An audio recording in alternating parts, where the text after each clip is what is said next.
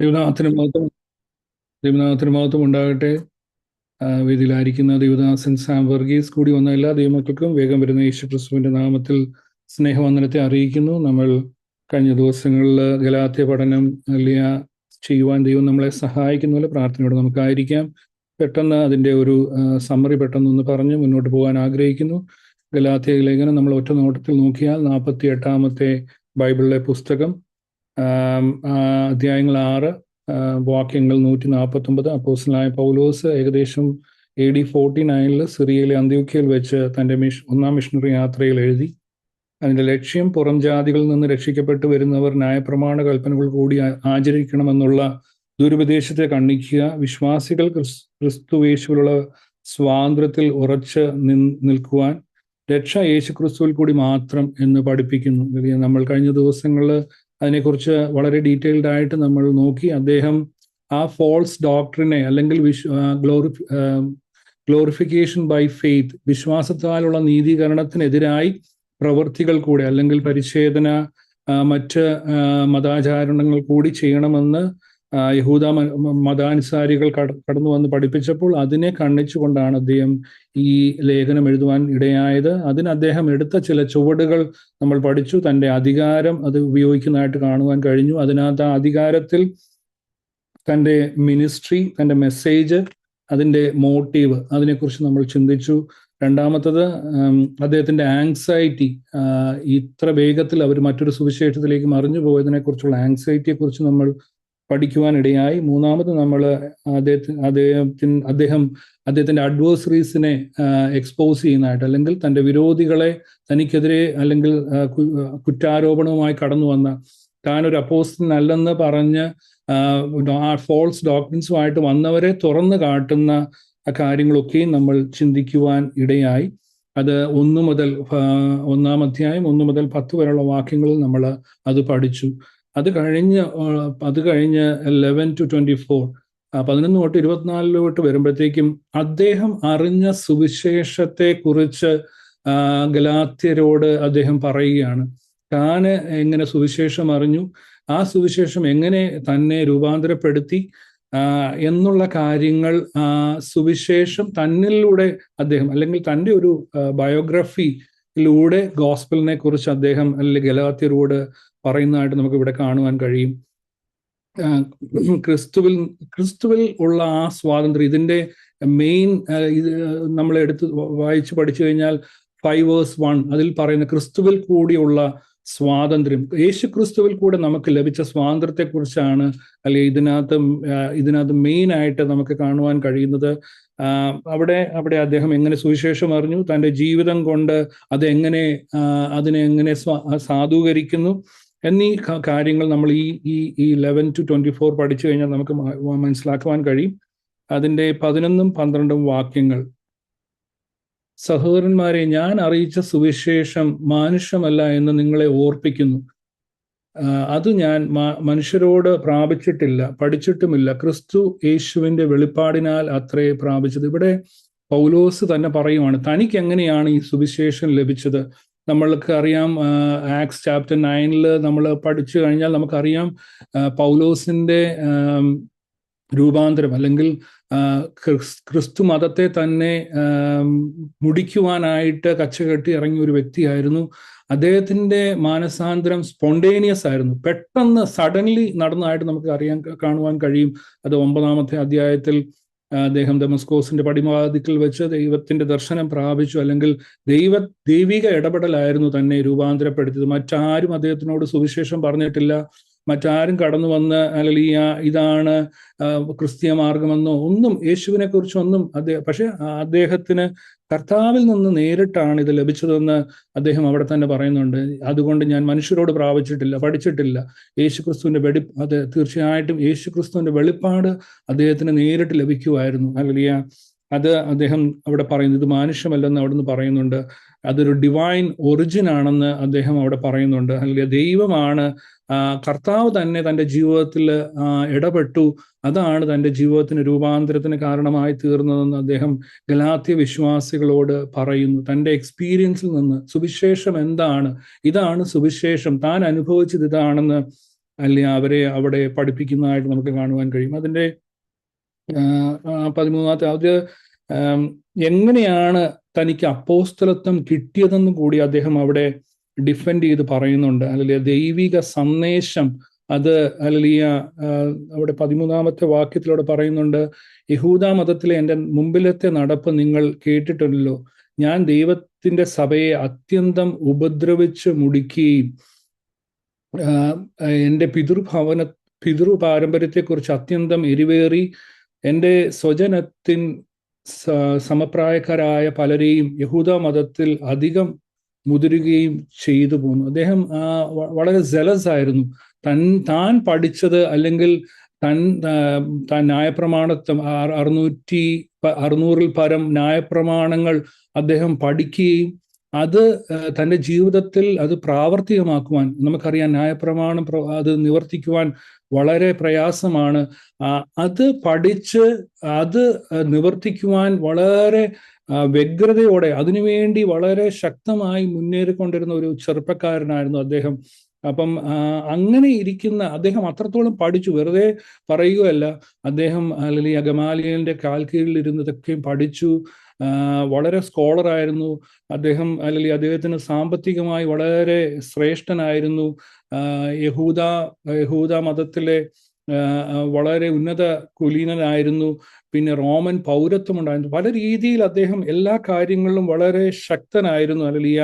എന്നാൽ അവിടെ പറയുകയാണ് തന്നെ രൂപാന്തരപ്പെടുത്തിയത് അല്ലെ ദൈവമാണെന്ന് ഇവിടെ വളരെ വ്യക്തമായിട്ട് അദ്ദേഹം പറയുന്നു.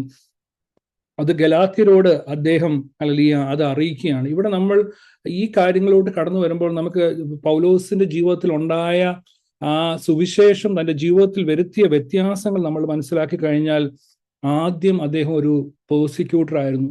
അദ്ദേഹം അല്ലെങ്കിൽ ഒരു പീഡകനായിട്ട് അല്ലെങ്കിൽ ദൈവസഭയെ പീഡിപ്പിക്കുന്നവനായിട്ട് ആദ്യം കടന്നു വരുന്നതായിട്ട് നമുക്ക് കാണുവാൻ കഴിയും. പിന്നെ അദ്ദേഹത്തെ രൂപാന്തരപ്പെടുത്തി ഒരു ബിലീവറിലേക്ക് അല്ലെങ്കിൽ ഒരു വിശ്വാസിയിലേക്ക് അല്ലെങ്കിൽ അദ്ദേഹം മാറിത്തീരുന്നതായിട്ട് നമുക്ക് കാണുവാൻ കഴിയും.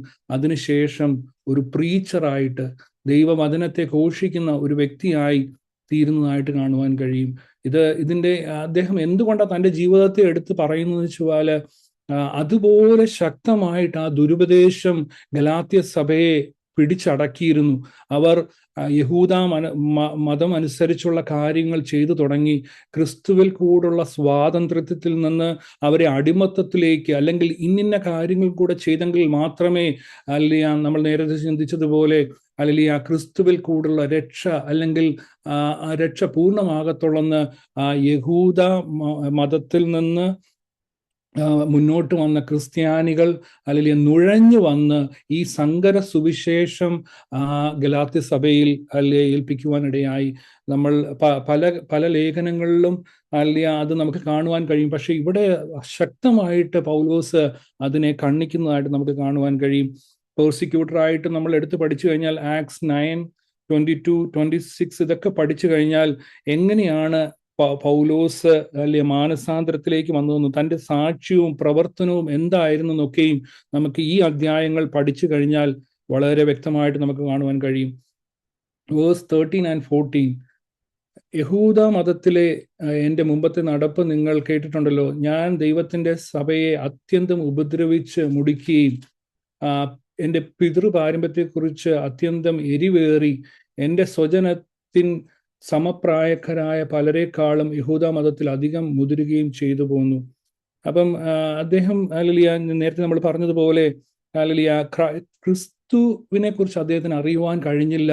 ഇത് യഹൂദ മതത്തെ നശിപ്പിക്കുവാനായിട്ട് മുന്നോട്ട് കടന്നു വന്ന ഒരു പുതിയ മതമായിട്ടാണ് അദ്ദേഹം കണ്ടത്. അദ്ദേഹം പൂർണ്ണമായി വിശ്വസിച്ചു, താൻ വിശ്വസിച്ചിരിക്കുന്ന യഹൂദ മതമാണ് കറക്റ്റ്, ന്യായപ്രമാണം ലഭിച്ചവർ ദൈവത്തിന്റെ സ്വന്തം ജനം അല്ലെ. ഇതിൽ നിന്ന് അദ്ദേഹം പഠിച്ചതിൽ നിന്ന് അദ്ദേഹത്തിന് എന്ന് വെച്ചാൽ അദ്ദേഹത്തോട് നമ്മൾ കഴിഞ്ഞ പ്രാവശ്യം ചിന്തിച്ചതുപോലെ ഒരു വ്യക്തി പോലും അദ്ദേഹത്തിനോട് പോയി പൗലോസേ ഇതാണ് സുവിശേഷം, ഇതാണ് ക്രിസ്തു, ഇതാണ് ചെയ്തതെന്നൊന്നും പറയുവാൻ അത്ര പേടിയായിരുന്നു പൗലോസിനെ.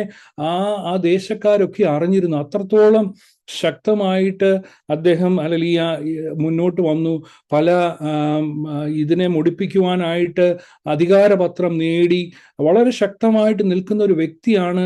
ഇത്രയും അതുകൊണ്ട് പലർക്കും പേടിയായിരുന്നു. പലരും അതിൽ നിന്ന് പിന്മാറിയതായിട്ട് നമുക്ക് കാണുവാൻ കഴിയും. അനന്യാസ് പോലും ദൈവത്തിന്റെ ഇടപെടൽ വരുമ്പോൾ പറയുന്നത്, ഈ വ്യക്തിയോട് ഞാൻ എങ്ങനെ പോയി പറയും, അവൻ അല്ലെങ്കിൽ മറ്റുള്ളവരെ അല്ലെങ്കിൽ ക്രിസ്ത്യാനികളെ മുടിപ്പിച്ചു കൊണ്ടിരിക്കുകയാണ്, ഞാൻ എങ്ങനെ പോയി അദ്ദേഹത്തോട് ഇത് പറയുമെന്ന് തന്നെ ചോദിക്കുന്നുണ്ട്. എന്തുകൊണ്ടെന്ന് വെച്ചാൽ സ്തേഫാനോസിനെ പോലും കൊല്ലുന്ന സമയത്ത് പൗലോസ് അവിടെ ഉണ്ടായിരുന്നു എന്നൊക്കെ നമുക്ക് അധ്യായങ്ങൾ വായിച്ചു കഴിഞ്ഞാൽ കാണുവാൻ കഴിയും. അല്ലെങ്കിൽ ദൈവമക്കളെ, ഇത് തന്നെയാണ് ഇന്നും ഇന്നും നടക്കുന്ന നമ്മുടെ ഇന്ത്യയിലാകട്ടെ, ലോകമെമ്പാടും ഹല്ലേലൂയ സുവിശേഷം ഹല്ലേലൂയത്തിനെതിരെ നടക്കുന്ന പീഡകൾ നമുക്കറിയാം. ഹല്ലേലൂയ അവർ കർത്താവിനെ അറിയാണ്ട് ഹല്ലേലൂയ ജനത്തെ പീഡിപ്പിക്കുന്നു. അല്ലെങ്കിൽ നമ്മുടെ ദൗത്യമാണ്, നമ്മൾ കർത്താവിനെ അറിഞ്ഞുവെങ്കിൽ ഈ സുവിശേഷവുമായി മുന്നോട്ട് പോകുവാൻ ഹല്ലേലൂയ നമ്മളെ ദൈവം സഹായിക്കട്ടെ. പൗലോസിനെ ദൈവം നേരത്തെ കണ്ടിരുന്നു. തീർച്ചയായിട്ടും അതുകൊണ്ട് അദ്ദേഹത്തിന് ദൈവിക ഇടപെടലുണ്ടായി. തീർച്ചയായും നമ്മളെ ദൈവം കണ്ട് കൃപയിലേക്ക് കൊണ്ടുവന്നെങ്കിൽ മറ്റുള്ളവരിലേക്ക് ഈ വചനം എത്തിക്കുവാൻ നമ്മുടെ കടമയുണ്ട്. അനേകർ ഇതറിയാണ്ട് സുവിശേഷ വിരോധികളായി സുവിശേഷത്തിനെതിരായി പ്രവർത്തിച്ചു കൊണ്ടിരിക്കുമ്പോൾ നമ്മുടെ കടമയാണ് ഹല്ലേലൂയ ഈ ദിവസങ്ങളിൽ കർത്താവിലേക്ക് അനേകരെ കൊണ്ടുവരിക എന്നുള്ളത്. പൗലോസ് വളരെ പ്ലാൻഡ് ആയിട്ടാണ് ഇതൊക്കെ ചെയ്ത്, വളരെ സിസ്റ്റമാറ്റിക് ആയിട്ട്, വളരെ പ്ലാൻഡ് ആയിട്ട് ക്രിസ്ത്യാനിറ്റിയെ മുടിപ്പിക്കുവാൻ അദ്ദേഹം മുന്നോട്ട് വന്നു. അതൊരു, നമ്മൾ മലയാളത്തിൽ പറഞ്ഞു കഴിഞ്ഞാൽ, ഒരു മതഭ്രാന്തനായിരുന്നു അദ്ദേഹം. ഹല്ലേലൂയ 1 Corinthians chapter 15 verse 9 കാണാൻ കഴിയും. ഹല്ലേലൂയ അദ്ദേഹം ഒരു ദൂഷകനായിരുന്നു, ഉപദ്രവിയായിരുന്നു.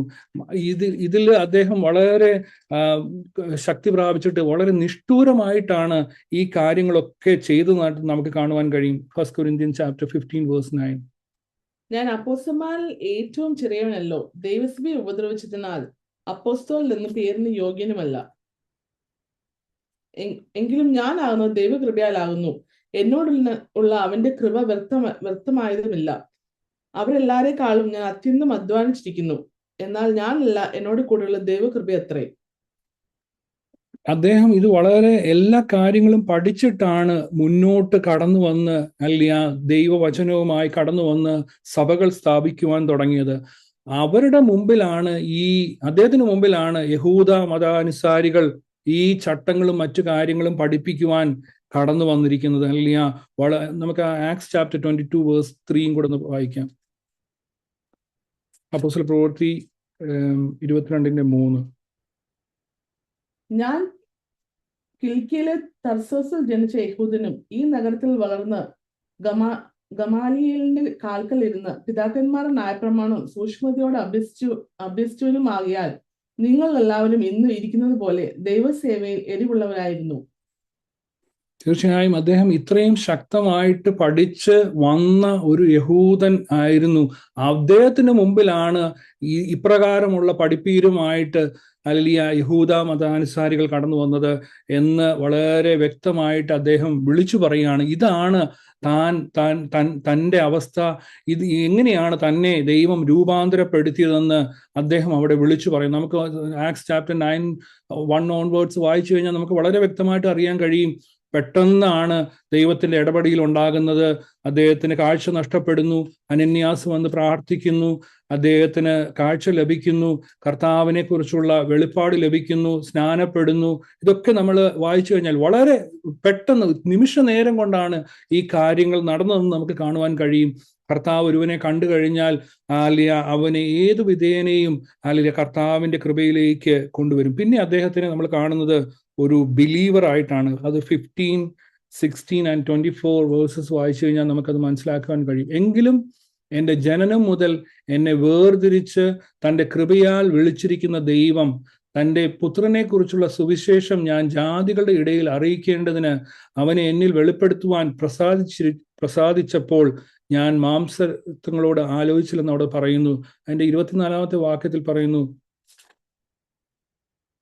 അവർ കേട്ടിട്ട് എന്നെ ചൊല്ലി ദൈവത്തെ മഹത്വപ്പെടുത്തി. തീർച്ചയായും അതില് അപ്പോസ്തലന്മാർ മഹത്വപ്പെടുന്നതിനെ കുറിച്ചാണ് കാണുവാൻ കഴിയുന്നത്. തീർച്ചയായും ഇവിടെ അദ്ദേഹം എങ്ങനെയാ ഹല്ലേലൂയ, ദൈവം തന്നെ നേരത്തെ കണ്ടു. ഹല്ലേലൂയ, ദൈവമക്കളെ, നമ്മൾ ദൈവസന്നിധിയിലായിരിക്കുമ്പോൾ ലോക സ്ഥാപനത്തിന് മുമ്പേ, നമ്മുടെ അമ്മയുടെ ഉദരത്തിൽ ഉരുവാകുന്നതിന് മുമ്പേ നമ്മളെ കണ്ടത് കൊണ്ടാണ് ഈ കൃപയിലേക്ക് നമുക്ക് കടന്നു വരുവാൻ കഴിഞ്ഞത്. നമ്മുടെ കഴിവുണ്ട്. അതാണ് പൗലോസ് പറയുന്നത്, കൃപയാൽ, എല്ലാം ഗ്രേസ് ആണ്. ഹല്ലേലൂയ, നമുക്ക് ലഭിച്ചിരിക്കുന്നതൊക്കെയും കൃപയാലാണ് നമ്മൾ രക്ഷിക്കപ്പെട്ടിരിക്കുന്നത്. നമ്മുടെ അതിന് ഒരു പ്രവൃത്തിയും വേണ്ട, കർത്താവ് നമുക്ക് സൗജന്യമായി നൽകിയതാണ്. ഇതിനെ തിരുത്തുന്ന രീതിയിലാണ് ഗലാത്യയില് ദുരുപദേഷ്ടാക്കന്മാർ നുഴഞ്ഞു വന്ന് സങ്കര സുവിശേഷം, ആ സുവിശേഷത്തെ കലക്കി കളഞ്ഞു. ആ സുവിശേഷത്തെ അതിനെ മറിച്ചു കളഞ്ഞതായിട്ട് പറയും. അതിനൊരു സുവിശേഷമായിട്ട് അദ്ദേഹം കണക്കാക്കുന്നില്ല. അതിനെയാണ് അദ്ദേഹം എതിർത്ത് തൻ്റെ ജീവിതത്തിൽ കൂടെ സുവിശേഷം എന്താണെന്ന് ഗലാത്യരെ പിന്നെയും പഠിപ്പിച്ച് അവരെ ഉറപ്പിക്കുവാൻ അദ്ദേഹം ശ്രമിക്കുന്നത്. തൻ്റെ ജീവിതത്തെ തുറന്നു കാട്ടി, ഇതാണ് ദൈവമക്കളെ സുവിശേഷം, ഇതാണ് എന്നെ രൂപാന്തരപ്പെടുത്തിയത്, ഞാൻ ഇങ്ങനെയാണ് സുവിശേഷം അറിഞ്ഞത്, എന്നോട് ആരും വന്ന് സുവിശേഷം പറഞ്ഞിട്ടില്ല, കർത്താവ് തന്നെ നേരിട്ട് എനിക്ക് വെളിപ്പെടുത്തിയതെന്ന് അദ്ദേഹം ഇവിടെ വളരെ ശക്തമായിട്ട് പറയുന്നു. ദൈവമക്കളെ, ഹല്ലേലൂയ, കർത്താവിൽ നിന്ന് നമ്മൾ ഈ ദിവസങ്ങളിൽ പ്രാപിക്കുന്നവരായി തീരുവാൻ ദൈവം നമ്മളെ സഹായിക്കട്ടെ. മാനസാന്തരത്തിന്റെ പ്രവൃത്തി കർത്താവിൽ കൂടെ എപ്രകാരമാണെന്ന് അദ്ദേഹം ഇവിടെ വെളിപ്പെടുത്തുന്നു. വേഴ്സ് 15 നമുക്കത് കാണുവാൻ കഴിയും. ദൈവമാണ് രൂപാന്തരപ്പെടുത്തുന്നത്, മറ്റൊരു കാര്യവുമില്ല. ദൈവത്താൽ മാത്രമേ നമുക്ക് രൂപാന്തരം ഉണ്ടാകത്തുള്ളെന്ന് 15 വേഴ്സിൽ നമുക്ക് കാണുവാൻ കഴിയും.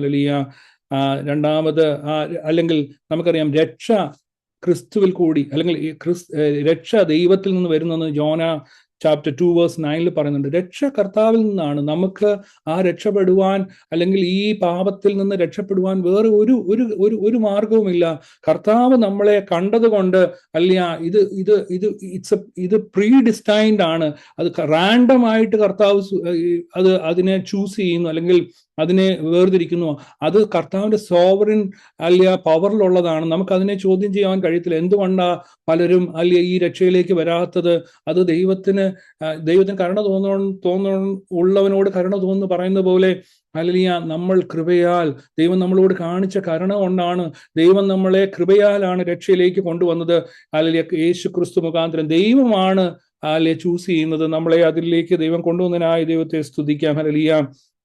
പിന്നെ ഇതിന്റെ സ്റ്റാൻഡേർഡ് എന്ന് പറയുന്നത് ഗ്രേസ് ആണ്. ഹല്ലേലൂയ. ആ തിയറി, ഗോഡ്സ് സോവറിൻ വിൽ, ദൈവത്തിന്റെ പൂർണ്ണ അധികാരത്തിലിരിക്കുന്ന കാര്യമാണ്. ദൈവത്തിന്റെ ഇഷ്ടമാണ് നമ്മളെ തെരഞ്ഞെടുക്കുവാൻ തോന്നിയത്. അതിനാ നമ്മൾ ദൈവത്തെ എപ്പോഴും സ്തുതിക്കുന്നത്. ദൈവമേ, എന്നെ നീ കണ്ടുവല്ലോ, എന്നെ നീ രക്ഷിച്ചുവല്ലോ. അനേകർ, എത്രയോ മഹാന്മാർ, എത്രയോ കഴിവുള്ളവർ, അല്ലെങ്കിൽ നമ്മൾ കേട്ടിട്ടുണ്ട് മഹാത്മാഗാന്ധിയെ കുറിച്ചൊക്കെ. അദ്ദേഹം ഇതൊക്കെ പഠിച്ചതാ ബൈബിൾ, പക്ഷെ അദ്ദേഹത്തിന് ആ റെവലേഷൻ, ആ കൃപ ലഭിച്ചില്ല. അതുകൊണ്ട് ഈ കൃപയിലേക്ക് കടന്നു വരാൻ നമുക്ക്, ഇത്ര സാധുക്കളായ നമുക്ക്, കഴിവില്ലാതായിരിക്കാം നമുക്ക്, എന്നാൽ ദൈവം നമ്മളെ കണ്ടു, നമ്മളോട് കരുണ കാണിച്ചു. അതാണ് ഗ്രേസ്. അർഹതയില്ല ആ സ്ഥാനത്ത് ചൊരിയപ്പെടുന്ന ആ സ്നേഹം, ആ കാലാകാലങ്ങളിൽ നമ്മളെ ഓരോരുത്തരെയും തേടി വന്നു, നമ്മളെ ദൈവകൃപയിലേക്ക് ദൈവം കൊണ്ടുവന്നു. എന്തിനാണ് ദൈവം ഇത് തരുന്നത്? നമ്മളെ ക്രിസ്തുവിനെ നമ്മിൽ കൂടെ വെളിപ്പെടുത്തുവാൻ. വേഴ്സ് 16 നമുക്കത് കാണുവാൻ കഴിയും. തൻ്റെ പുത്രനെ കുറിച്ചുള്ള സുവിശേഷം ഞാൻ ജാതികളുടെ ഇടയിൽ അറിയിക്കേണ്ടതിന് അവനെ എന്നിൽ വെളിപ്പെടുത്തുവാൻ പ്രസാദിച്ചപ്പോൾ അപ്പം നമ്മളിൽ, അല്ലെങ്കിൽ പൗലോസിനെ എന്തിനാ ഇത് വെളിപ്പെടുത്തിയത്? ജാതികളുടെ ഇടയിൽ, അല്ലെങ്കിൽ മറ്റുള്ളവരിലേക്ക് കർത്താവിനെ വെളിപ്പെടുത്തുവാൻ, അതിനു വേണ്ടിയിട്ടാണ് അതാണ് സുവിശേഷത്തിന്റെ ഏറ്റവും വലിയത്. അതിനു വേണ്ടിയിട്ടാണ് ദൈവം വേർതിരിക്കുന്നത്. Christ to us, in us and Christ through us. ഇതാണ് ഗോസ്പൽ. കർത്താവിനെ, ദൈവത്തെ നമ്മുടെ ജീവിതത്തിൽ ക്രിസ്തു നമ്മളിൽ ഉരുവാകണം. ആ ഉരുവായെങ്കിൽ മാത്രമേ നമുക്ക് കർത്താവിനെ മറ്റുള്ളവരിലേക്ക് വെളിപ്പെടുത്തി കൊടുക്കുവാൻ കഴിയത്തുള്ളൂ. അതിന് നമുക്ക് ഏറ്റവും അത്യാവശ്യമായിരിക്കുന്നത് കർത്താവിനെ കുറിച്ചുള്ള വെളിപ്പാട്. പൗലോസിന് ആ വെളിപ്പാട് ലഭിച്ചത് കൊണ്ടാണ് ഇത്രയും ശക്തനായി 14 ലേഖനങ്ങൾ 3 സ്വർഗത്തോളം എടുക്കപ്പെടുവാൻ കാരണം. അദ്ദേഹത്തിന് കർത്താവിൽ നിന്ന് പൂർണ്ണമായ ആ വെളിപ്പാട് ലഭിച്ചു. ക്രിസ്തു തന്നിൽ ഉരുവായി. അതുകൊണ്ടാണ് ശക്തമായി മറ്റ് അപ്പോസ്തലന്മാരെക്കാൾ അദ്ദേഹത്തിന് അപ്പോസ്തലൻ എന്ന് പോലും പലരും വിളിക്കുവാൻ തയ്യാറായില്ല. എന്നാൽ അല്ലെ പൗലോസ് അതൊന്നും കണക്കാക്കുന്നില്ല. പൗലോസ് കർത്താവ് തന്നെ പറയുന്നു, എൻ്റെ കൃപ നിനക്ക് മതി. ഹല്ലേലൂയ. കർത്താവാണ് 12 ശിഷ്യന്മാരെ തെരഞ്ഞെടുത്ത സമയത്ത് പൗലോസിനെ തെരഞ്ഞെടുക്കാമായിരുന്നു. എന്നാൽ പൗലോസിനെ കർത്താവിന് സെപ്പറേറ്റ് ആയിട്ട് കൊണ്ടുപോയി ചില കാര്യങ്ങൾ വെളിപ്പെടുത്തുവാനുണ്ടായിരുന്നു. മറ്റുള്ളവരും പത്രോസും ഒക്കെ യഹൂദ മതത്തിൽ നിന്ന് വന്നതാണ്. എന്നാൽ പൗലോസിനെ ദൈവം നേരത്തെ കണ്ടിരുന്നു. നമ്മളെയും കർത്താവ് കണ്ടു. സമയാസമയങ്ങളിൽ ആ കൃപയിലേക്ക് ദൈവം നമ്മളെ കൊണ്ടുവന്നു. പിന്നെ എന്തിനാ നമുക്ക് ദൈവം ആ കൃപ തരുന്നത്? മറ്റുള്ളവർക്ക് വേണ്ടി സുവിശേഷം മറ്റുള്ളവർ അറിയുവാൻ, നമ്മിൽ കൂടെ സുവിശേഷം മറ്റുള്ളവർ അറിയുവാനായിട്ടാണ് കർത്താവ് ഈ രക്ഷ നമുക്ക് നൽകിയിരിക്കുന്നത്. പിന്നെ for the glory of God, അത് നമ്മൾ ലാസ്റ്റ് 24 വായിച്ചതുപോലെ ദൈവനാമം മഹത്വപ്പെടുവാൻ. അവിടെ അപ്പോസ്തലന്മാരെല്ലാം ഒരുമിച്ചിരുന്ന് ഈ കാര്യങ്ങളൊക്കെ കേട്ടിട്ട് അവര് ദൈവത്തെ മഹത്വപ്പെടുത്തുന്നതായിട്ട് നമുക്ക് കാണുവാൻ കഴിയും. അപ്പം ദൈവത്തിന്റെ പദ്ധതി നമ്മളിൽ കൂടെ വെളിപ്പെടണം. അത് മറ്റുള്ളവർ നമ്മൾ കൂടെ അറിയണം. അതിൽ കൂടെ ദൈവനാമം മഹത്വപ്പെടണം. ഇതിനു വേണ്ടിയിട്ടാണ്, ഇതാണ് സുവിശേഷം. അല്ലെങ്കിൽ നമ്മൾ അറിയുക മാത്രമല്ല, മറ്റുള്ളവരിലേക്ക് അത് വെളിപ്പെടുത്തുക. അതിന് നമ്മൾ ആദ്യം കർത്താവിൻ്റെ അല്ലെങ്കിൽ കർത്താവ് ക്രിസ്തുവിന്റെ വെളിപ്പാട് നമുക്ക് ലഭിക്കണം. നമ്മൾ ക്രിസ്തുവിനെ വെളിപ്പെടുത്തുന്നവരായി തീരണം. ക്രിസ്തു നമ്മൾ ഉരുവാകണം, തുടർന്ന് വെളിപ്പെടുത്തണം. നമ്മൾ ഇവിടെ പഠിച്ചുകൊണ്ടിരിക്കുന്നത് ദുരുപദേശത്തിന്റെ പ്രശ്നങ്ങളാണല്ലോ. ദുരുപദേശത്തിന്റെ പ്രധാന പ്രശ്നങ്ങൾ എന്ന് പറയുന്നത് അത് കൂട്ടിച്ചേർക്കുന്നതാണ്, അത് കലക്കുന്നതാണ്. ഇതും കൂടെ ചെയ്തെങ്കിൽ മാത്രമേ, സുവിശേഷത്തിന്റെ കൂടെ കുറച്ചും കൂടെ ആഡ് ചെയ്യുക, ഇതും കൂടെ ചെയ്തെങ്കിൽ മാത്രമേ രക്ഷ പൂർത്തീകരിക്കുന്നത്. ഇത് ഇന്നും അത് തന്നെയാണല്ലോ നടക്കുന്നത്. നിങ്ങൾ കേട്ടിരിക്കുന്നതൊക്കെ കറക്റ്റാണ്. യേശു ക്രിസ്തു മരിച്ചു, അടക്കപ്പെട്ടു, 3-ാം നാൾ ഉയർത്തെഴുന്നേറ്റ്, ഇന്നും ജീവിക്കുന്നു. ഇതൊക്കെ സത്യമാണെന്ന് പറഞ്ഞ് മുന്നോട്ട് വരും. എന്നാൽ ചില പുതിയ കാര്യങ്ങളും കൂടെ ഇതിനോടുകൂടി ആഡ് ചെയ്യാൻ നമുക്കറിയാം. ഇപ്പോൾ നടക്കുന്ന സുവിശേഷ ഘോഷണത്തെക്കുറിച്ച് സോഷ്യൽ മീഡിയസിലൊക്കെ നമ്മൾ കാണുന്നതാണ്. ദൈവമക്കളെ, നമ്മൾ വചനത്തിൽ വേരൂന്നി വസിക്കുവാൻ ദൈവം നമ്മളെ സഹായിക്കുന്നത്. ദുരുപദേശത്തിന്റെ മുഖ്യ പ്രശ്നങ്ങൾ നമ്മൾ എടുത്ത് പഠിച്ചു കഴിഞ്ഞാൽ, another gospel it deceives us, അത് നമ്മളെ വഞ്ചിക്കുന്നതാണ്. ഇറ്റ് ഡിസ്റ്റോർട്ട്സ് അസ്, അത് നമ്മളെ അത് വികലമാക്കുന്നതാണ്. And another gospel that confuses us, അത് നമ്മളെ കലക്കിക്കളയും. ഇതാണ് ഈ അനദർ ഗോസ്പൽ ചെയ്യുന്നത്. പൗലോസ് ദുരിതാഷ്ടകന്മാരെ എതിർത്തു. കൂടാതെ അവരെന്താ ചെയ്തെന്ന് വെച്ചാൽ, അദ്ദേഹത്തെ വ്യക്തിഹത്യ ചെയ്യുവാനും അദ്ദേഹം അപ്പോസ്തലൻ അല്ലെന്ന് പറഞ്ഞ് മുന്നോട്ട് കടന്നു വരുവാനും ഇടയായി. നമുക്കറിയാം, ഒരു വ്യക്തിയെ നശിപ്പിക്കണമെങ്കിൽ ഇന്ന് നമുക്കറിയാം സോഷ്യൽ മീഡിയസിലെല്ലാം ഒരു ചെറിയ കാര്യം മതി മറ്റു അങ്ങോട്ടും ഇങ്ങോട്ടും സംസാരങ്ങളും അല്ലെങ്കിൽ ഒരു വ്യക്തിയെക്കുറിച്ച് ഒരു വ്യക്തിഹത്യ ചെയ്യുക, ഇതൊക്കെ നേരത്തെയും നടന്നിരുന്നു. വളരെ വ്യക്തമായി ആ കാലത്തും ഇത് കണ്ടതായിട്ട് നമുക്ക് കാണുവാൻ കഴിയും. അതുകൊണ്ടാണ് അദ്ദേഹം ഞാൻ ആരായിരുന്നു, എങ്ങനെയാണ് എന്നെ രൂപാന്തരപ്പെടുത്തിയതെന്നൊക്കെയും വളരെ ശക്തമായിട്ട് ഇവിടെ പറയുവാൻ ഇടയായത്. അതിനകത്ത് നമുക്ക് 3 കാര്യങ്ങൾ എടുത്ത് പഠിച്ചു കഴിഞ്ഞാൽ, അദ്ദേഹത്തിന്റെ പ്രീ കൺവേർഷൻ, മാനസാന്തരത്തിന് മുമ്പുള്ള കാര്യങ്ങൾ, അദ്ദേഹത്തിന്റെ കൺവേർഷൻ, പിന്നെ പോസ്റ്റ് കൺവേർഷൻ, രൂപാന്തരപ്പെട്ടതിന് ശേഷം അല്ലെങ്കിൽ മാനസാന്തരപ്പെട്ടതിന് ശേഷം ഉണ്ടായ കാര്യങ്ങൾ നമുക്ക് എടുത്ത് പഠിച്ചാൽ അത് കൂടുതൽ മനസ്സിലാക്കുവാൻ കഴിയും. അത് നമ്മൾ കുറച്ച് നേരത്തെ ചിന്തിച്ചത് തന്നെയാ. 13-14 വാക്യത്തിൽ പറയുന്നുണ്ട്. അപ്പം യഹൂദ മതാനുസാരികൾ വന്ന് പഠിപ്പിച്ചത് എന്തുവാ? നിങ്ങൾ കർമ്മം കൂടി ചെയ്തെങ്കിൽ മാത്രമേ നിങ്ങൾക്ക് രക്ഷ ലഭിക്കത്തുള്ളൂ. നമുക്കറിയാം കർമ്മമാർഗത്തെക്കുറിച്ച്, ലോ ഓഫ് കർമ്മയെക്കുറിച്ചൊക്കെ നമുക്കറിയാം.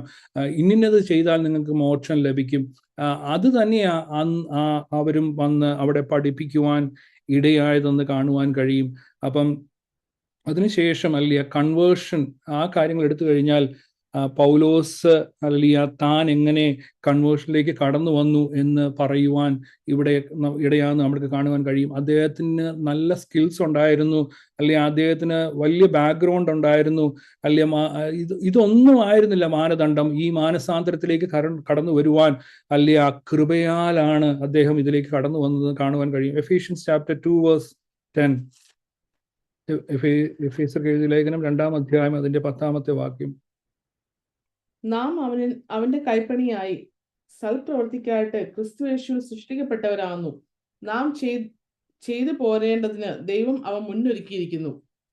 തീർച്ചയായും കർത്താവ് മുൻ നിയമിച്ചത് കൊണ്ടാണ്, അല്ലെങ്കിൽ നമ്മളെ പ്രീ ഡിസ്റ്റൈൻഡ് ആണ് നമ്മുടെ ലൈഫ്, അല്ലെങ്കിൽ കർത്താവ് അതിന് നേരത്തെ മുൻ നിർണയിച്ചിരുന്നു. അത് പ്രീ ഡിസ്റ്റൈൻഡ് ആയതുകൊണ്ടാണ് ഹല്ലേലൂയ നമ്മൾ ഈ കൃപയിലേക്ക് ഹല്ലേലൂയ കടന്നു വരുവാൻ ഇടയായി തീർന്നത്. ഹല്ലേലൂയ ഇവിടെ ഹല്ലേലൂയ പൗലോസിന്റെ കൺവേർഷന് കാരണമായി തീർന്ന ഒരു കാര്യം ഹല്ലേലൂയ അദ്ദേഹത്തെ മുന്നമേ കണ്ടിരുന്നു. ഹല്ലേലൂയ 15-ാമത്തെ വാക്യത്തിൽ പറയുന്നത് പോലെ ഹല്ലേലൂയ അവിടെ പറയുന്നു, എങ്കിലും എൻ്റെ ജനനം മുതൽ എന്നെ വേർതിരിച്ചു. നമ്മൾ യിരെമ്യാവിന്റെ ജീവിതത്തിൽ എടുത്ത് പഠിക്കുമ്പോഴും യിരെമ്യാവിനെയും ഹല്ലേലൂയ അമ്മയുടെ ഗർഭത്തിൽ തന്നെ കർത്താവ് വേർതിരിച്ചതായിട്ട് നമുക്ക് കാണുവാൻ കഴിയും. ഹല്ലേലൂയ ആ ശുശ്രൂഷയ്ക്കായിട്ട് അദ്ദേഹത്തെ കണ്ടു എന്ന് നമുക്ക് കാണുവാൻ കഴിയും. അവൻ ബാലനായിരുന്നപ്പോൾ തന്നെ ഹല്ലേലൂയ അവനെ അതിനായിട്ട് വേർതിരിച്ചു. അപ്പം കൃപയാൽ ഹല്ലേലൂയ അത് നടക്കുന്നതായിട്ട് നമുക്ക് കാണുവാൻ കഴിയും. പോസ്റ്റ് കൺവേർഷനെ കുറിച്ച് അദ്ദേഹം 17-ാമത്തെ വാക്യത്തിൽ പറയുന്നുണ്ട്, എനിക്ക് മുമ്പേ അപ്പോസ്തലന്മാരോട് കൂടെ അടുക്കൽ യെരുശലേമിലേക്ക് പോവുകയോ ചെയ്യാതെ നേരെ അറബിയിലേക്ക് പോവുകയും ദമസ്കോസിലേക്ക് മടങ്ങി വരികയും ചെയ്തു. അദ്ദേഹത്തിന് ഈ വെളിപ്പാട് ലഭിച്ചതിന് ശേഷം അദ്ദേഹം നേരത്തെ പറഞ്ഞ പോലെ മാംസരക്തങ്ങളോടൊന്നും ആലോചിച്ചില്ല. അദ്ദേഹം അറബിയിലേക്ക് കടന്നുപോയി, അല്ലെങ്കിൽ മരുഭൂമിയിലേക്ക് അദ്ദേഹം കടന്നുപോയതായിട്ട് നമുക്ക് കാണുവാൻ കഴിയും. അവിടെ പോയി ഹല്ലേലൂയ അദ്ദേഹം അവിടെ ഇരുന്നാണ് ഈ ദർശനങ്ങളൊക്കെയും പ്രാപിക്കുന്നത്. അദ്ദേഹം സുവിശേഷം ലഭിച്ചു, കർത്താവിൽ നിന്ന് ഇടപെടലുണ്ടായി, നേരെ സുവിശേഷവുമായിട്ട് മുന്നോട്ട് പോവുകയല്ല. അദ്ദേഹം ഹല്ലേലൂയ അറബിയിലേക്ക് കടന്നുപോയി, മരുഭൂമിയിൽ കടന്നുപോയി. അദ്ദേഹം അവിടെ ഹല്ലേലൂയ ദൈവസന്നിധിയിൽ ആയിരുന്നെന്ന് കാണുവാൻ കഴിയും. അതിന്റെ 18-ാമത്തെ വാക്യത്തിന്റെ തുടക്കത്തിൽ കാണുവാൻ കഴിയും, 3 ആണ്ട് കഴിഞ്ഞിട്ട് അദ്ദേഹം തിരിച്ചു വരുന്നത്. അതുവരെയും അവിടെ ദൈവസന്നിധിയിൽ ദൈവപാദപീഠത്തിൽ ഇരുന്ന് പഠിച്ചു. ഹല്ലേലൂയ ഗമാലിയേലിന്റെ കീഴിൽ ഇരുന്നത് പോലെ ഹല്ലേലൂയ എന്താണ് ന്യായപ്രമാണമെന്ന് പഠിച്ചു. എന്നാൽ ആരാണ് ക്രിസ്തു, അല്ലെങ്കിൽ എന്താണ് സുവിശേഷം, അല്ലെങ്കിൽ തന്നെ രൂപാന്തരപ്പെടുത്തിയത്, ആ കർത്താവിനെ കുറിച്ചുള്ള വെളിപ്പാടുകൾ ഒക്കെ ലഭിക്കുന്നത്. അതായത് വെളിപ്പാടിന്റെ ആധിക്യം ലഭിച്ചു മറ്റ് അപ്പോസ്തലന്മാർക്ക് ലഭിക്കുന്നതിനേക്കാൾ എന്തുകൊണ്ട് അത്രയും അദ്ദേഹത്തിന്റെ പഠനം കൊണ്ടൊന്നും അല്ല ഇത് ലഭിച്ചത്. അല്ലെ, കർത്താവ് നേരിട്ട് 3 വർഷത്തോളം പഠിപ്പിച്ചു. ഇതാണ് ഞാൻ ഹല്ലേലൂയ എല്ലാം അദ്ദേഹം മനസ്സിലാക്കി. ഹല്ലേലൂയ അതുകൊണ്ട് അദ്ദേഹം പറയുന്നത്, ഞാൻ പ്രാപിക്കുകയും ഞാൻ കർത്താവിൽ നിന്ന് പ്രാപിക്കുകയും നിങ്ങൾക്ക് ഏൽപ്പിച്ചു തരും. 1 Corinthians chapter 11:23 അത് പറയുന്നുണ്ടല്ലോ. നമ്മൾ പലപ്പോഴും തിരുവത്താഴത്തിന് എടുക്കുമ്പോൾ പറയുന്നത് അദ്ദേഹം കർത്താവിന്റെ പാദപീഠത്തിൽ ഇരുന്ന് അത് പഠിച്ചു. ഹല്ലേലൂയ വെളിപ്പാടുകൾ പ്രാപിച്ചു, മറ്റുള്ളവരിൽ നിന്നല്ല. അതുകൊണ്ട് അദ്ദേഹം പറയുന്നത്, എനിക്ക് നേരിട്ടാണ് അല്ലെ എനിക്ക് ആ അധികാരം ലഭിച്ചത് കർത്താവിൽ നിന്ന്, മറ്റുള്ളവർ ആരുമല്ല എനിക്ക് തന്നത്. അപ്പോസ്തലന്മാരിൽ നിന്നല്ല ലഭിച്ചത്.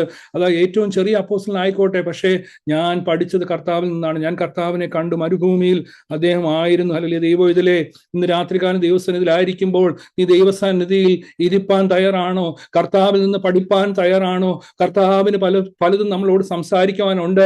നിന്റെ തലമുറയെക്കുറിച്ച്, നിന്റെ ഹല്ലേലൂയ കുടുംബത്തെക്കുറിച്ച്, അല്ലെങ്കിൽ നിന്റെ ഹല്ലേലൂയ നമ്മുടെ ദൈവസഭയെ കുറിച്ച്, ഹല്ലേലൂയ നിന്റെ ശുശ്രൂഷയെ കുറിച്ച്, ഹല്ലേലൂയ ദൈവപാദപീഠത്തിൽ പൗലോസ് ഇരുന്നത് പോലെ ഈ ദിവസങ്ങളിൽ ദൈവജനം ഇരിക്കുവാണെങ്കിൽ അല്ലെങ്കിൽ പല വെളിപ്പാടുകൾ, അല്ലെങ്കിൽ ദർശനങ്ങൾ അല്ലെങ്കിൽ ദൈവം നമുക്ക് നൽകും. ഈ നശ്വരമായ ലോകത്തിൽ, ഈ വല്ലാത്ത കാലഘട്ടത്തിൽ ഹല്ലേലൂയ അതിനായി നമുക്ക് ദൈവസന്നിധിയിൽ ഇരിക്കാം. അല്ലെ, വചനവുമായി ദൈവസന്നിധിയിലേക്ക് കടന്നു ചെല്ലാം. ഹല്ലേലൂയ അദ്ദേഹം ഇതൊക്കെയും പഠിച്ചു മുന്നോട്ട് കടന്നു വന്നപ്പോഴത്തേക്കും ഹല്ലേലൂയ അവിടെ ഉള്ളവരൊക്കെയും അദ്ദേഹത്തിന് എതിരായി. മഹാപുരോഹിതൻ ഉണ്ടായിരുന്നു, അല്ലെ ദേശാധിപന്മാരുണ്ടായിരുന്നു, അദ്ദേഹത്തിന് അധികാരപത്രം കൊടുത്തവരുണ്ടായിരുന്നു. ഹല്ലേലൂയ അവരൊക്കെയും എതിരായി കടന്നു വന്നതായിട്ട് നമുക്ക് കാണുവാൻ കഴിയും. ഹല്ലേലൂയ തീർച്ചയായും ദൈവത്തിലെ ഹല്ലേലൂയ ഇന്ന് രാത്രികാലം ദൈവസന്നിധിയിലായിരിക്കുമ്പോൾ, നീ ദൈവസന്നിധിയിൽ കടന്നു വരുന്നപ്പോൾ ഹല്ലേലൂയ പലരും നിനക്ക് എതിരായിട്ടുണ്ടായിരിക്കാം. ഹല്ലേലൂയ എന്നാൽ വിഷമിക്കേണ്ട, കർത്താവ് നമ്മളോട് കൂടെയുണ്ട്. പൗലോസിനോട് കൂടെ ഇരുന്നതുപോലെ എൻ്റെ കൃപ നിനക്ക് മതി. ഹല്ലേലൂയ അല്ലെ, പൗലോസിന് വെളിപ്പാടിന്റെ ആധിക്യം മൂലം ഹല്ലേലൂയ അവൻ നിഗളിച്ചു പോകാതിരിപ്പാൻ അവനൊരു ശൂലം ശരീരത്തിൽ ഉണ്ടായിരുന്നു. പലപ്പോഴായി അവൻ പ്രാർത്ഥിച്ചു, 3 പ്രാവശ്യം പ്രാർത്ഥിച്ചെന്നാൽ കർത്താവ് പറഞ്ഞു, ഹല്ലേലൂയ എൻ്റെ കൃപ നിനക്ക് മതി. ഹല്ലേലൂയ തീർച്ചയായും ഹല്ലേലൂയ ദൈവസന്നിധിയിൽ അല്ലെങ്കിൽ നമ്മളെ ദുഷിക്കുന്നുണ്ടായിരിക്കും, അല്ലെങ്കിൽ അനേക ഫ്രണ്ട്സ് നമ്മളെ വിട്ടുപോയിട്ടുണ്ടായിരിക്കും ഈ കൃപയിലേക്ക് കടന്നു വന്നപ്പോൾ. എന്നാൽ നമ്മളെ കാണുന്ന ഒരു കർത്താവുണ്ട്. നിന്നെ തിരഞ്ഞെടുത്തതിന്, നിന്നെ പേർ ചൊല്ലി വിളിച്ചതിന് കർത്താവിന് ഒരു ഉദ്ദേശമുണ്ട്. പൗലോസിനെ കൊണ്ട് ജാതികളുടെ ഇടയിൽ ആ സുവിശേഷം അറിയിക്കുവാൻ കർത്താവിന് പ്രസാദം തോന്നി. ഹല്ലേലൂയ. ആ അനുഭവം നമ്മുടെ ജീവിതത്തിലും ഉണ്ടാകട്ടെ. ഹല്ലേലൂയ. 3 ആണ്ട് കഴിഞ്ഞിട്ട് പിന്നെയും അദ്ദേഹം തിരിച്ച് ആ വാക്യം ഒന്ന് വായിക്കാം. 3 ആണ്ട് കഴിഞ്ഞിട്ട് കേഫാവുമായി മുഖപരിചയമാകേണ്ടതിന് യെരുശലേമിലേക്ക് പോയി 15 ദിവസം അവനോട് കൂടെ പാർത്തു. സോ അത് കഴിഞ്ഞിട്ട് അദ്ദേഹം ആ 3 വർഷം അറേബ്യയിലായിരുന്നു. അതിനുശേഷമാണ് യെരുശലേമിലേക്ക് കടന്നു ചെല്ലുന്നത്. അവരുമായിട്ട് മുഖപരിചയം ഉണ്ടാകുവാൻ, അല്ലെങ്കിൽ തന്നെ വെളിപ്പെടുത്തുവാൻ, താൻ എങ്ങനെയാണ് അവർക്കറിയാൻ നേരത്തെ പൗലോസ് ആരായിരുന്നു. പക്ഷെ അവരെ നേരിട്ട് കണ്ട് ഇതൊക്കെ ബോധ്യപ്പെടുത്തുവാൻ അദ്ദേഹം അറബി അല്ലെങ്കിൽ യെരുശലേമിലേക്ക് കടന്നു ചെല്ലുന്നതായിട്ട് കാണുവാൻ കഴിയും. ഇവിടെ നമുക്ക് കാണുവാൻ കഴിയുന്നത് ആ കൂട്ടായ്മ ബന്ധത്തെക്കുറിച്ചാണ്. ഒരു ക്രിസ്തുവിൽ അല്ലെങ്കിൽ സുവിശേഷം അറിഞ്ഞ് ദൈവകൃപയിലേക്ക് വന്ന ഒരു വ്യക്തി അല്ലെങ്കിൽ ആ കൂട്ടായ്മ കാണിക്കുന്ന നമുക്ക് ഇവിടെ കാണുവാൻ കഴിയും. അദ്ദേഹത്തിന് വേണമെങ്കിൽ അപ്പോസ്തലന്മാരെ കാണാതെ തനിക്ക് തന്നെ പ്രവർത്തനം തുടങ്ങാമായിരുന്നു. എന്നാൽ അങ്ങനെയല്ല. ക്രിസ്തുവിന്റെ സ്നേഹത്താൽ പിടിക്കപ്പെട്ടു കഴിഞ്ഞാൽ, ക്രിസ്തുവിന്റെ വെളിപ്പാട് ലഭിച്ചു കഴിഞ്ഞാൽ, ക്രിസ്തുവിനെ അറിഞ്ഞു കഴിഞ്ഞാൽ ആ കൂട്ടായ്മ, ഫെലോഷിപ്പ്, കർത്താവിന് ഏറ്റവും ഇമ്പോർട്ടൻ്റ് ആയിരിക്കുന്ന ഒരു കാര്യമാണ് ഫെലോഷിപ്പ്. ദൈവം നമ്മളിൽ നിന്ന് എപ്പോഴും ആഗ്രഹിക്കും. നമ്മൾ ഈ കൂടി വരുന്നതൊക്കെ എന്തിനാ? കർത്താവുമായിട്ടുള്ള സ്നേഹത്തിൽ. അല്ലെങ്കിൽ പൗലോസിന് അങ്ങോട്ട് പോകേണ്ട കാര്യമില്ലായിരുന്നു. കേഫാവിനെ കാണണില്ല, പത്രോസിനെ കാണേണ്ട കാര്യമില്ല, യാക്കോബിനെ കാണേണ്ട കാര്യമില്ല. അദ്ദേഹത്തിന് തന്റെ മിനിസ്ട്രി സ്റ്റാർട്ട് ചെയ്യായിരുന്നു. എന്നാൽ ഇതാണ് ദൈവമക്കളെ കൂട്ടായ്മയുടെ വലങ്കരം എന്ന് പറയുന്നത്. നല്ലൊരു മാതൃകയാണ് അവിടെ പൗലോസ് കാണിക്കുന്നത്. ദൈവമക്കളെ, നമ്മൾ കൂടി വരുന്നത് അല്ലെങ്കിൽ സഭായോഗങ്ങളെ നമ്മൾ ഉപേക്ഷിയായി വിചാരിക്കരുത്. കുറച്ച് കൂട്ടമാണെങ്കിൽ നമുക്ക് കടന്നു വരുവാൻ ദൈവം സഹായിച്ചുവല്ലോ. ദൈവം നമ്മളെ സഹായിക്കട്ടെ. ദൈവം നമ്മളെ പ്രസാദിക്കട്ടെ. ആ ഒരു എക്സ്പീരിയൻസ് അദ്ദേഹം അവിടെ ചെന്നു. മറ്റുള്ളവരൊന്നും ആലോചിക്കാണ്ട് അദ്ദേഹം മരുഭൂമിയിൽ പോയി പഠിച്ചു. അത് കഴിഞ്ഞ് കേഫാവിനെയും 15 ദിവസം അവിടെ ആയിരുന്നതായിട്ട് നമുക്ക് കാണുവാൻ കഴിയും. ചിലപ്പോൾ പൗലോസ് അവിടെ ചോദിച്ചു കാണും, പത്രോസിനോട് ചോദിച്ചു കാണും, പത്രോസേ, നിന്റെ അനുഭവം എങ്ങനെ ആയിരുന്നു? നീ കർത്താവുമായിട്ട് കൂടെ ഉണ്ടായിരുന്നല്ലോ, എങ്ങനെയുണ്ടായിരുന്നു നിന്റെ എക്സ്പീരിയൻസ് വിത്ത് ജീസസ്? അദ്ദേഹത്തിന് നേരിട്ടുള്ള പരിചയമില്ല, എന്നാൽ വെളിപ്പാടിൽ ലഭിച്ചെങ്കിലും പത്രോസിന്റെ കൂടെ 15 ദിവസത്തോളം ഉണ്ടായിരുന്നു. യാക്കോബ് യെരുശലേം കൗൺസിലിന്റെ അല്ലെങ്കിൽ യെരുശലേമിലെ അധ്യക്ഷനായിരുന്നു. അദ്ദേഹത്തിനോട് കൂടെ ചെന്ന് അവിടെ അവരോട് കൂടെ കൂട്ടായ്മ കഴിക്കുകയും അവരോട് കൂടെ ആയിരുന്നതായിട്ട് നമുക്ക് കാണുവാൻ കഴിയും. പിന്നെ witness of A change life, അതിന്റെ 23, 24 വരെയുള്ള വാക്യങ്ങൾ കാണുവാൻ കഴിയും. ഇന്നലെ വരെ പൗലോസിനെ ഉപദ്രവകാരിയായി കണ്ടവർ അവനെ കണ്ട്, അവൻ ദൈവത്തെ പ്രസംഗിക്കുന്നതും ദൈവത്തെ മഹത്വപ്പെടുന്നതൊക്കെ കണ്ട് അവർ ദൈവത്തെ മഹത്വപ്പെടുത്തുവാൻ ഇടയായതായിട്ട് നമുക്ക് കാണുവാൻ കഴിയും. 23 and 24. മുമ്പേ നമ്മെ ഉപദ്രവിച്ചവൻ താൻ മുമ്പേ മുടിച്ച വിശ്വാസത്തെ ഇപ്പോൾ പ്രസംഗിക്കുന്നു എന്ന് മാത്രം അവർ കേട്ട് എന്നെ ചൊല്ലി ദൈവത്തെ മഹത്വപ്പെടുത്തി. തീർച്ചയായും അവിടെ കർത്താവിനെ അവിടെ മഹത്വപ്പെടുന്നതായിട്ട് കാണുന്നു. സുവിശേഷം ഇതാണ് ചെയ്യുന്നത്. തൻ്റെ ജീവിതത്തിൽ അത് ചെയ്തത് അദ്ദേഹം വെളിപ്പെടുത്തി കൊടുക്കുന്നു. കർത്താവിന്റെ കൃപയാൽ അത് ലഭിച്ചു. കർത്താവിന്റെ കൃപയാൽ ലഭിച്ചതിനെ അദ്ദേഹം ദൈവസന്നിധിയിൽ ഇരുന്ന് കർത്താവിന്റെ വെളിപ്പാട് പ്രാപിച്ചു. ക്രിസ്തു അദ്ദേഹത്തിൽ ഗുരുവായി. അതുകൊണ്ടാണ് അദ്ദേഹം സ്നേഹത്തിന്റെ സുവിശേഷം എഴുതിയത്. സ്നേഹം ഉതിർന്നു പോകുന്നില്ല, സ്നേഹം ക്ഷമിക്കുന്നു. ഇതൊക്കെയും ആഴങ്ങളിലേക്ക് കടന്നു പോകാൻ കാരണം ആ 3 വർഷം ദൈവത്തോട് കൂടെ ആയിരുന്നു. ദൈവം അതിനായിട്ടാണ് അദ്ദേഹത്തെ മറ്റ് അപ്പോസ്തലന്മാർക്ക് ലഭിക്കാത്ത വലിയൊരു കൃപ തനിക്ക് ലഭിച്ചു. അത് വ്യർത്ഥമായില്ലെന്ന് പൗലോസ് തന്നെ പറയുന്നു. അത് ആ കൃപ ലഭിച്ചത് കൊണ്ട് അദ്ദേഹത്തിന്റെ ആദ്യത്തെ ചുവടുകളിൽ നിന്ന് അവസാനത്തിലേക്ക് നമുക്കറിയാം വളരെ എരിവോടുകൂടിയ തൻ്റെ ജീവിതം അല്ലെങ്കിൽ തൻ്റെ പ്രവർത്തനം അല്ലെങ്കിൽ മിനിസ്ട്രി ആരംഭിച്ച് നമുക്കറിയാം. പല കാര്യങ്ങൾ നമ്മൾ താഴോട്ട് ഇനി സെക്കൻഡ് ചാപ്റ്ററിലോട്ട് കടന്നു വരുമ്പോൾ നമുക്ക് പല കാര്യങ്ങൾ അറിയാം. പത്രോസുമായിട്ടുള്ള കാര്യങ്ങളൊക്കെ വളരെ ജലസ് ആയിരുന്നു. പക്ഷേ എന്നാൽ ലാസ്റ്റിലേക്ക് കടന്നു വരുമ്പോൾ തിമോത്തിയോസിനോട് ചോദിക്കുക, നീ ആ പുതപ്പുമായിട്ട് കടന്നു വാ, ഞാനൊരു പാനീയയാഗമായി തീരുക. അപ്പം അങ്ങ് നേർമയായി നമ്മളെയും ക്രിസ്തുവിന്റെ സ്നേഹത്തിൽ ദൈവകൃപയിൽ നമ്മൾ വളർന്നു വരുമ്പോൾ അല്ലയാ ഞാൻ എന്നെയും കൂടെ വെച്ചാ പറയുന്നത്, നമ്മുടെ നേർമയായി തീരും. നമ്മുടെ സ്വഭാവങ്ങളാകട്ടെ പലതും ഉപേക്ഷിക്കേണ്ടത് ഉപേക്ഷിക്കുവാൻ അത് ക്രിസ്തു നമ്മളിൽ, അതാ പൗലോസ് പ്രാർത്ഥിക്കുന്നത്, ക്രിസ്തു നിങ്ങളിൽ ഉരുവാകേണ്ടതിന് ഞാൻ പ്രാർത്ഥിക്കുന്നു. നമ്മുടെ പ്രാർത്ഥനകൾ അപ്രകാരമായി തീരുവാൻ ദൈവം സഹായിക്കട്ടെ. ഇന്നത്തെ ക്ലാസ് ഇവിടെ വെച്ച് ക്ലോസ് ചെയ്യാൻ ആഗ്രഹിക്കുന്നു. തുടർന്ന് സെക്കൻഡ് ചാപ്റ്റർ നമുക്ക് അടുത്ത ആഴ്ചകളിൽ പഠിക്കാം. ദൈവം സഹായിക്കട്ടെ. തീർച്ചയായും ഈ ദിവസങ്ങളിൽ ക്രിസ്തു നമ്മളിൽ ഉരുവാകുവാൻ കർത്താവ് എന്തിനാണ് നമുക്ക് സുവിശേഷം തന്നത്? അതിനൊരു ദൗത്യമുണ്ട്. ഹല്ലേലൂയ. നമുക്കൊരു ക്രിസ്തുവിന്റെ കൃപയിലേക്ക് നമ്മൾ കടന്നു വന്നെങ്കിൽ നമുക്കൊരു മിഷനുണ്ട്. അത് ഗ്രേസിന്റെ കൂടെ തന്നെ ആ മിഷനും നമ്മളിൽ ദൈവം പകർന്നിട്ടുണ്ട്. പൗലോസിന് ആ കൃപ നൽകി, അതിൻ്റെ കൂടെ തന്നെ ആ മിഷൻ കൊടുത്തു. ആ മിഷൻ അദ്ദേഹം തിരിച്ചറിഞ്ഞു. അല്ലെ, ദൈവം നമ്മൾ അത് തിരിച്ചറിയുക എന്നുള്ളത് ഒരു വലിയ കാര്യമാണ്. അല്ലെ, ദൈവം നമ്മളിനെ എന്തിനാണ് ദൈവം നമ്മളെ തെരഞ്ഞെടുത്തത്, മക്കളും അവകാശികളും ആക്കി തീർത്തത് എന്തിനാ? സ്വപുത്രത്തിന്റെ ആത്മാവിനെ അല്ലെങ്കിൽ അബ്ബാ പിതാവെന്ന് വിളിപ്പാൻ നമ്മളെ ആ പരിശുദ്ധാത്മാവ് നമ്മളിൽ തന്നത് അതിനൊരു ദൗത്യമുണ്ട്. there is a mission through as കർത്താവിനെ മറ്റുള്ളവരിലേക്ക് വെളിപ്പെടുത്തുവാൻ. അതിനായി ദൈവം നമ്മളെ സഹായിക്കണം. അതിനായി സഹായിക്കട്ടെ. അടിയനെ സമർപ്പിക്കും. ദൈവം ഈ വചനങ്ങളാൽ അനുഗ്രഹിക്കട്ടെ. Praise God.